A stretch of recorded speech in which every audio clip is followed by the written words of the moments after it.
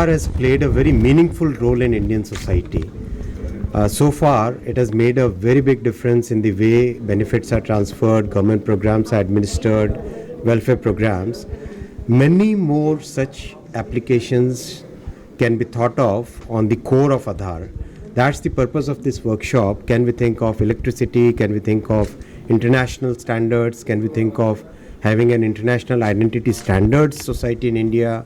Can we think of many more technologies to be developed in India? Can we make it more affordable? That's the purpose of this workshop. So you also spoke about how Aadhaar is very crucial to data protection, and how there have been several allegations which came to the fore, which have been addressed by the authorities. But coming up with the PDP bill and Aadhaar being taken out of it, so do you think the same apprehensions which were brought about have once again been ignited and perhaps need certain addressal? See, the government is very much committed to protecting the privacy of all our citizens, all our residents. The concerns which were there have already been addressed very meticulously through a very long process in which the Supreme Court judgment came, lots of regulations have been made. Those things have been settled. The data privacy bill, the data protection bill will further strengthen that regime, will further strengthen that legal framework. It would be improper to comment on that right now because the JCP, Joint Committee of Parliament, has completed their deliberations. They'll be presenting the bill to the Parliament, to the report to the Parliament, and then only one should comment.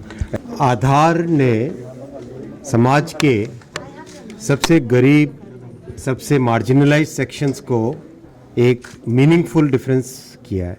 किस तरह से हम सब जानते हैं, direct benefit transfer हो, चाहे पहचान हो, चाहे गवर्नमेंट प्रोग्राम्स में एनरोलमेंट हो, उन सब में आधार के कारण एक बहुत बड़ा फ़र्क आया है. भारतीय जनता पार्टी में प्रधानमंत्री श्री नरेंद्र मोदी जी का जो विज़न है उसमें अंत्योदय बहुत एक प्रमुखता से है. गरीब से गरीब वर्गों का, marginalised sections of the society का किस तरह से हम वहाँ तक पहुँचें, सरकार के प्रोग्राम्स को पहुँचाएँ, बेनिफिट्स को पहुँचाएँ बिना कोई लीकेज के, ये हमारा एक बहुत बड़ा ध्येय है और इसमें आधार का बहुत बड़ा रोल है. आज की इस वर्कशॉप से आधार में और क्या इम्प्रूवमेंट्स हो सकते हैं, इंटरनेशनल इसका प्रोपेगेशन हो, विश्व के अन्य देश भी इसका उपयोग करें, प्लस टेक्नोलॉजी का डेवलपमेंट और कैसे हो, हार्डवेयर कैसे और सस्ता बने, जिससे कि आधार की सर्विसेज और भी अफोर्डेबल बने. इसके लिए फेस रिकॉग्निशन सॉफ्टवेयर क्या आधार से लिंक किया जाएगा?